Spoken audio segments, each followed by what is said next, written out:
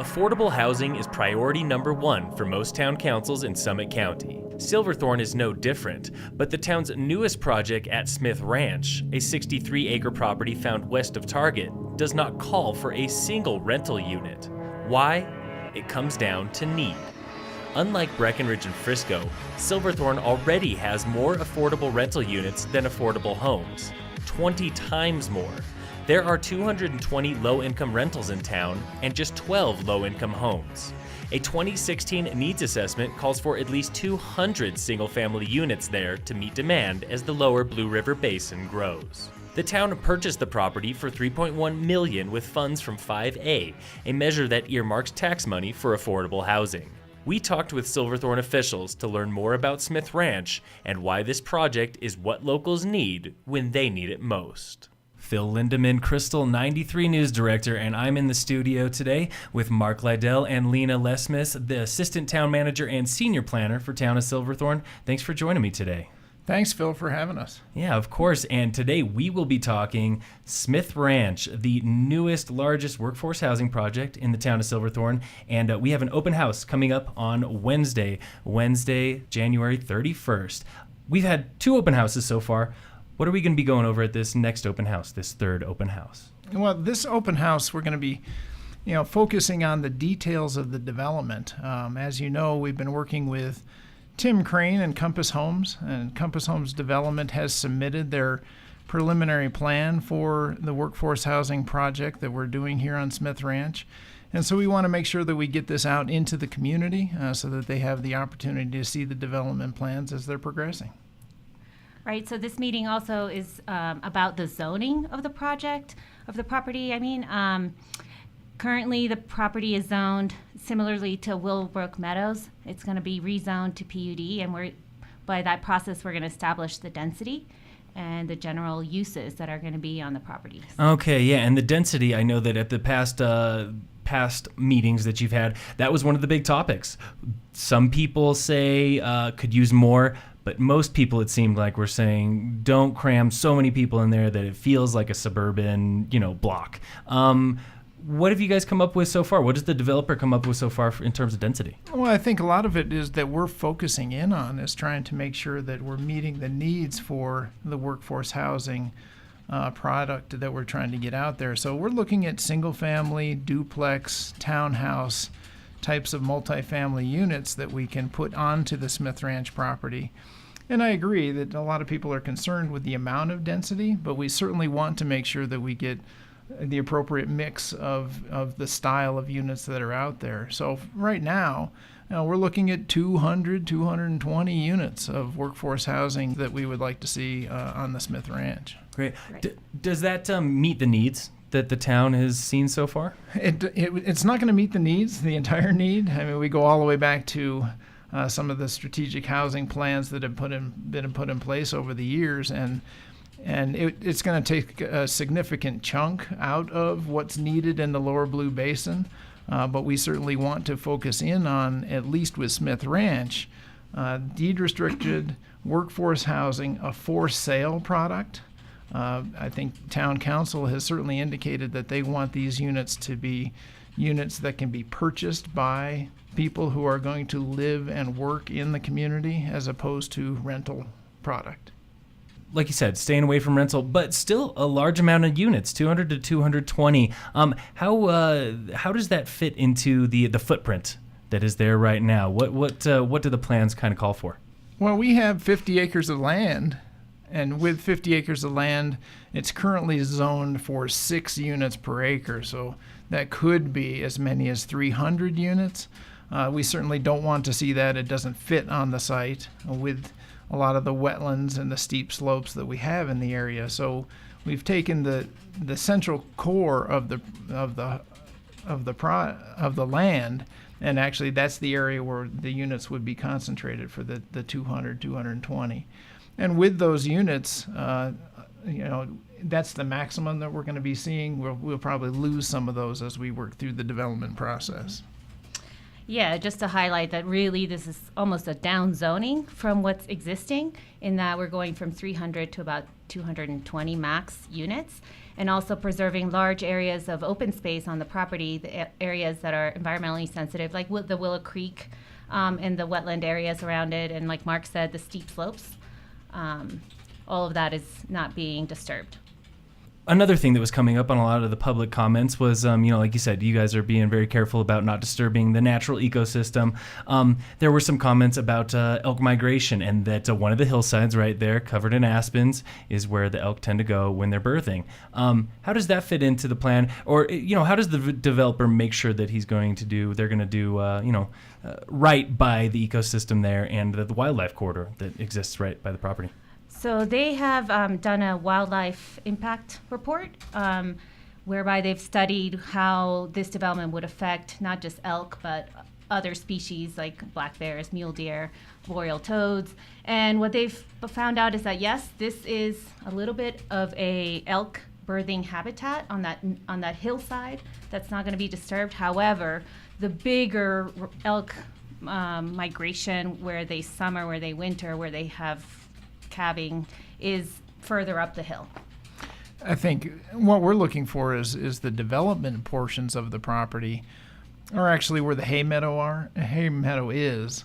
So the hay meadow is where we're looking to put primarily the units themselves. Okay. So, we're trying to preserve the wetlands for sure, the steeper slopes, and a lot of the elk tend to be not out in the hay meadow. We have seen elk out in the hay meadow, but they tend to move through that area as opposed to hanging out in that area. Okay, great. Now, tell me a little bit about the history of this project, because this particular piece of land has been slated for development for quite a long time. It has been on the docket for a while and just never happened. So, 1999? Was that when it was kind of first, when somebody first brought plans to the council?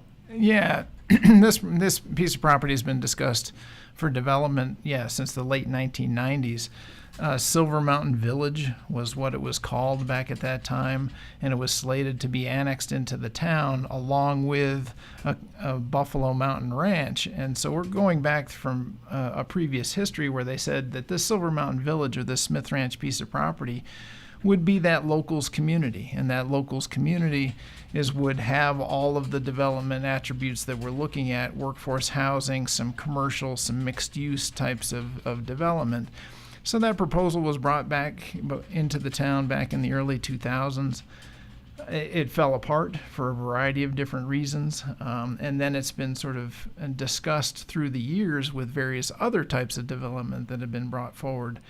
We had a Safeway grocery store that was approved on the site back in the early 2000s. Approved. Could have been built.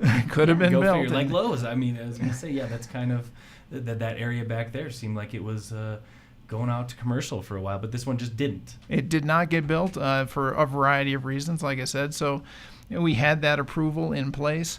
And then it got to the mid-2000s, and we saw another proposal come forward again from Compass Homes, and it was called Red Peak Village.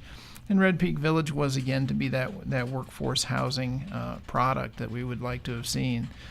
Back in 2008, the economy fell apart, and that's when the town had the opportunity to step in and purchase the property. And so when we purchased the property, we always knew that the Smith Ranch, 50 acres, was to be workforce housing. That was to be the locals' neighborhood. So we annexed it, zoned it, brought it into the town, and have been holding it for the past 10 years, waiting for the right time to do the right thing on that piece of property. Similarly, back in 2012, 2013, the town had the opportunity through its Urban Renewal Authority to go ahead and purchase the 10 acres of commercial that's on the front portion of the property, because, again, we want to be able to do the right type of development there, and we'd like to see a grocery store come in on that site that would help to service not only Smith Ranch neighborhood, but all the residential neighborhoods that surround the northern part of the town of Silverthorne. So now, fast forward to 2017, 2018, now's the right time to be doing a workforce housing development. I think a lot of people have said that's the number one issue that we need to see fixed in the community. So we want to make sure that we get the right workforce housing mix onto this site as we develop it. Yeah, and I don't know if it's helpful to add that this is what the town of Silverthorne is utilizing, the 5A fund money that is essentially an impact fee and sales tax that the voters of Summit County approved back in 2006 and then revamped in 2016. And so that is the money that the town has used to purchase the property, the residential portion, but is also going to be utilizing to subsidize some of the development.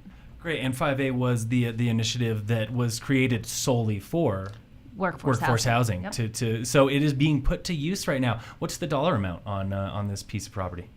Well, we purchased it back in 2007 for about $3.7 million for the 50 acres of land. So yes, we utilized the 5A funds, and we called it land banking at that time because we always knew that there was going to be a need for workforce housing. So buying 50 acres of land for $3.7 million back in 2007 has sort of set us into this position to say now we really can subsidize these workforce housing units and try and bring the prices down as much as we possibly can, especially in today's economy. So in addition to putting the land into the project, the town would also be utilizing the 5A funds for water and sewer tap fees, building permit fees, those types of things, so we can help keep the cost of the units low. You mentioned that the town has been holding on to this piece of property for the right time. Now is the right time. What things came together to make this the right time? Obviously, we've got the need, the absolute need in the community for workforce housing. What else? And really, it came down to the 5A funds. Mm-hmm. I think when the voters approved the 10 years of additional 5A funds to make the project a reality, we always knew that there was going to be a gap, and a significant gap. So being able to put the infrastructure in the ground to get to the first building permits were important to the town. So also hearing from what the community has said is that workforce housing is a tremendous need, and especially for sale product in the town of Silverthorne. We don't have a lot of for sale product that we have done. Other communities have. Breckenridge has done a fabulous job with Wellington and the variety of projects there. Frisco with Peak One Neighborhood. The county has done a variety of projects. Silverthorne really hasn't done a lot of for sale product. We have a lot of rentals, but now this is our chance to be able to get some for sale product on the market. Yeah, what other for sale units are out there that are workforce in Silverthorne? The ones that are deed restricted, well, there's a total of 12. There's 8 townhomes that are deed restricted at the Colorado neighborhood, which is on the border with Dillon. And then there's 4 more at Retreat on the Blue, which is another development adjacent to the river in Silverthorne. So you can see adding 200 and some. Yeah, it's going to add to the amount. It 10 times as much as you guys have right now almost. It's going to be a huge need. Well, and that was a question that I did have too, was that, like you said, you want these to be for sale, not rental, while across the rest of the county, it seems like rental units are the things that are in need. You know, Breckenridge, they did a great job with the for sale units, but now people are saying, well, we need short-term rentals. We need a place that an employee who wants to live here for 9 months can come to. But for Silverthorne, right now, for sale units are the best use of this land.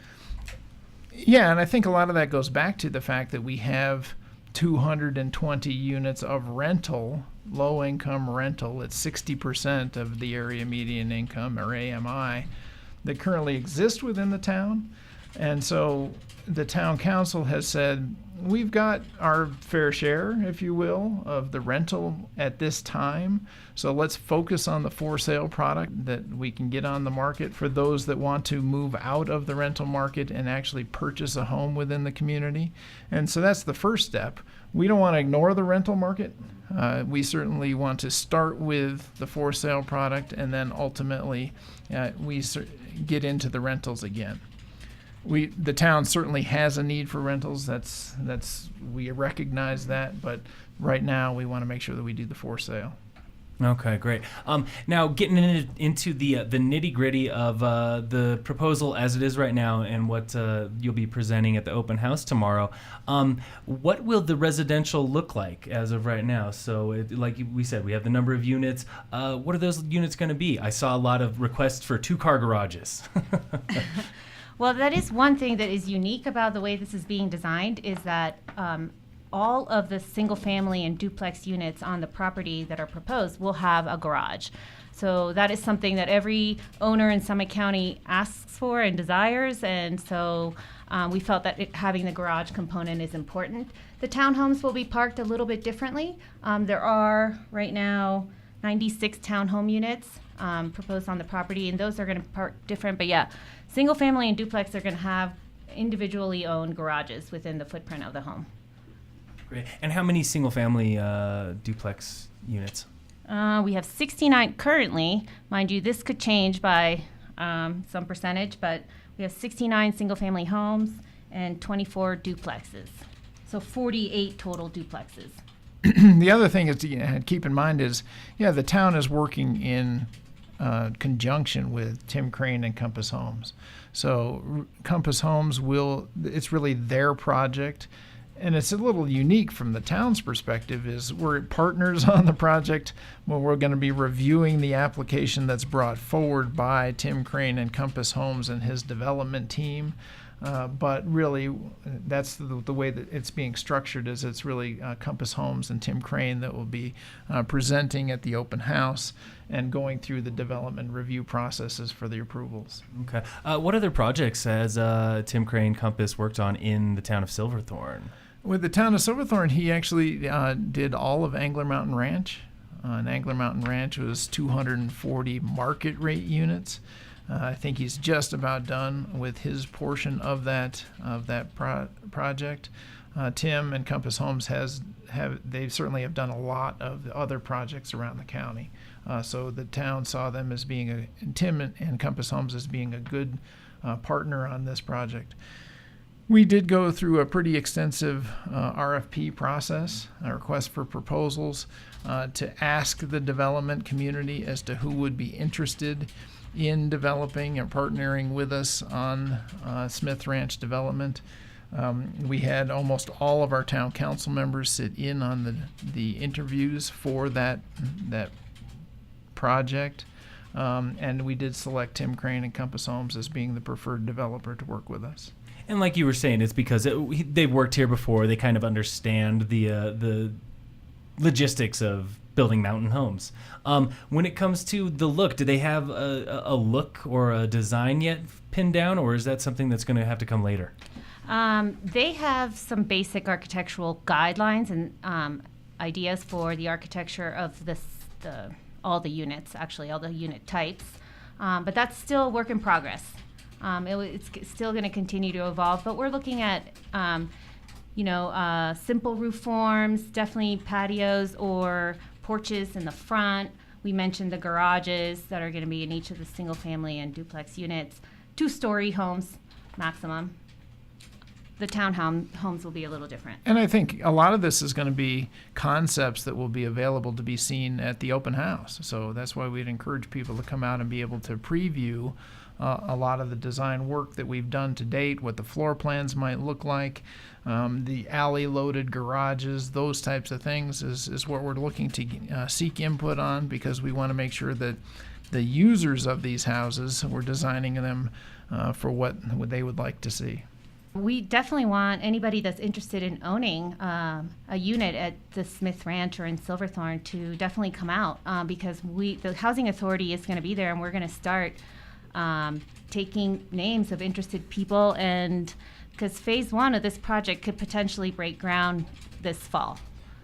Wow, so coming up pretty quick. It could get going if things all come together. What needs to be done in the meantime before groundbreaking happens? Obviously, these town meetings, town council will have to approve things. What are the other steps in the meantime? Yeah, we do have the preliminary plan, and I think that's where we're headed to the open house for, is so that people can look at the preliminaries. We need to get those approvals in place, and then final zoning, which is the final PUD, planned unit development, then subdivisions to create the lots that can actually be built on. And then the final step for the townhouses is actually to do a site plan, so we know what those buildings are going to look like very specifically from the townhouse or multifamily component. So those are the steps from an approval process perspective. The town is moving forward on the design of the road extensions that need to service the site, and that was one of the biggest issues out there. Is there's a pretty extensive infrastructure investment that needs to happen at the front end. Adams Avenue needs to be extended, Smith Ranch Road needs to be extended, and to bring water and sewer lines into the property. So the town is going to be starting on that as soon as spring comes, and so that we can be moving forward and getting that much closer to the first building permit. Because if we can see the first building permits in midsummer, yeah, there's a good chance that a lot of the houses could be completed. So soon. Great. So when the project was in those early stages, when it belonged to somebody else before it was bought by the town, they didn't even get to utilities. They didn't even get around to laying the groundwork for buildings. Yeah, not at all. I mean, it's a very raw piece of property. It does not have any infrastructure in place. So They that's got why. as far as zoning it, is that right? Yeah, we Zoning it zoned the back in property, 2008, that's as far as they got, and then but no infrastructure. So that's why roads, water, sewer, getting those to the property is going to jumpstart being able to get some of the building permits in place. Okay, so that's really the first step, and like you said, that hopefully, fingers crossed, could start as soon as spring, as soon as the ground thaws. And then after that, wanted to talk about the commercial portion of this too, because like you said, that was something that was purchased afterwards, 10 to 11 acres right at the front of the property. Grocery store is one big thing. What were some other things that you were hearing from the public that they do or do not want there? We've heard in the past that we certainly want this to be a neighborhood commercial center. So we don't want to see things like gas stations or drive-through restaurants, those types of things. We have heard that there's a potential for mixed use. We could see, that's the area where we could see some residential, even apartments over the retail or office components that might be in that area. But primarily, a grocery store is what people have been interested in, because that would help to service the neighborhood character that we're trying to build within Smith Ranch and the surrounding areas. right, but I think it's important to point out that right now we're focusing on the residential portion of the property, which is the back 50 acres, and the commercial will happen at a later date. So get the neighborhood built first, and then we'll get to the services and the other things that could come along with it. Right, so the details of the commercial portion of the property is not as far as advanced, not nearly as much, and won't be till a later date, because right now we're really focusing on the residential. Yeah, it's very conceptual at this point, but we certainly know what the needs are within the community and what we would like to see. So we will be zoning it as such. And then once you put in a lot of the different rooftops that are there, then pay more attention to the commercial activity. Great. Now, the final big question that I had was this is a large project, large workforce project, but not the only project that Silverthorne has coming up. There's also the 4th Street. There's plenty of stuff going on. How does this fit into Silverthorne's plans for the next 5 to 10 years? How does this kind of fit into the remaking, the rethinking of a downtown Silverthorne? It certainly helps out, I think, as we work towards a redevelopment of the downtown area and 4th Street Crossing and some of the other opportunities that we have to create a downtown environment. Having workforce housing and people within the community are beneficial, and I think that's what we're looking for. The town council has said that Smith Ranch and workforce housing is a priority. We want those people who want to establish roots within the community, and having workforce housing in a for sale type of product makes a lot of sense to providing that need. It's not the only project that we're working on. I mean, when you have Angler Mountain Ranch, which is nearing completion, Summit Sky Ranch, which has another 240 units of market rate housing, just the general growth in the economy as to what's happening around here. I think Silverthorne's certainly well poised as we're moving forward over the next 5 years for the development, because we've put our plans in place and now we're implementing those plans. Certainly a lot of it starts with the Performing Arts Center. We're seeing redevelopment occurring within the town core areas that are there. So implementing the plans that we've put in place is where we're headed. And the only thing I'll add is that Smith Ranch is about a mile from what we consider the town core.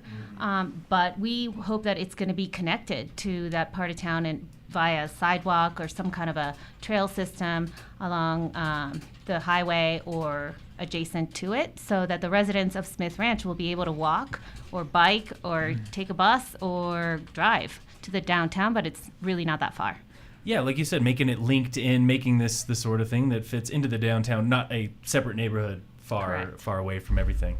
Yeah, and that's what we always try to do in Silverthorne, is make sure our neighborhoods are connected, whether it's through vehicular traffic or pedestrian traffic. We want to make sure that everybody is able to get to the places that they want to go. A lot of it hinges on the Blue River Trail. The trail system helps to connect those neighborhoods, so not everybody has to go out onto the highway. Again, looking at the open house tomorrow, what can the public bring to you guys? What will really help make sure that this timeline stays straight? What would you like to be getting from folks who are interested in living here? Well, I think with previous open houses, we've had a number of people come to see what it looks like, what the development on the property might look like. This time around, we're certainly encouraging people who may be interested in purchasing a unit to please come out and take a look at the product offering that we have, what the designs might look like. So anybody and everybody that is interested in the Smith Ranch development, we certainly want to include them in the process. So we're encouraging people to come to the open house at the pavilion. Right. And I'm imagining Tim Crane or some representative from the developer will be there also. Yes, absolutely. Their entire team is going to be there. And also the Summit Combined Housing Authority will be there also, because we've had a lot of people questioning, okay, what are these houses going to be? Who are they going to serve? So really, we're looking at a for sale product that is going to serve between 80 and 120% of AMI, area median income. You can make 10% more than that amount. So for example, if you're looking to buy a unit that's priced at 100% of the AMI, you can make up to 110% of that amount. So because we don't want people to be house poor, we want to make sure that they're able to afford that unit and still have some extra money associated with it. So for sale, 80 to 120% AMI, single family, duplex, townhouses, 2, 3, 4 bedrooms is what we're looking at for a variety of different unit types. And we want to make sure that we're putting enough units into each category. Right now, obviously nothing is set in stone, but getting there. Feel as though it's moving in the right direction to meet the goals that the council has and meet the goals of the community at large? Yes, because we've discussed this for a whole lot of years. And so this workforce housing component has been something at least 10 years that we've been discussing to have the for sale product. We want to make sure that the for sale at 80 to 120% AMI seems to be the right target for the unit mix. It's flexible because we also see that this is going to take 4, 5, 6 years to build this out. So we have different phasing that's out there. Tim Crane and Compass Homes has discussed that phasing and is putting all product types into each phase. So we get a variety of the different unit mixes. And then as it's absorbed over time, the market may change. And if the market changes, then we should certainly want to be able to adapt to that market need that might be in the future. And one more thing about the needs. I don't know if you know this, but back in 2013, the county and the towns partnered up to do a county-wide housing needs assessment. That needs assessment was updated again in 2016, and basically for the lower Blue Basin, which is where the town of Silverthorne is located, they identified right around 200 units of for sale product that was needed to fill the gap in the housing demand. So I think we're right on target. Yeah, absolutely. Almost hitting it exactly nail on the head. Great. Well, thank you again for coming in, making time to talk a little bit more about the new big project that's coming into Silverthorne. And again, remind us where the open house is and what time it's going to be running. It will be January 31st, this Wednesday, from 4 to 6 at the Silverthorne Pavilion. So head on out to the Silverthorne Pavilion, free and open to the public, of course. Bring your ideas, bring your thoughts. And if you are interested in purchasing there will be somebody from Summit Combined Housing to help you get the ball rolling on how to make all that happen. Well, great. Mark and Lena, thank you for coming in. Appreciate you making time. Thanks for having us. Of course. Phil Lindemann, Krystal 93.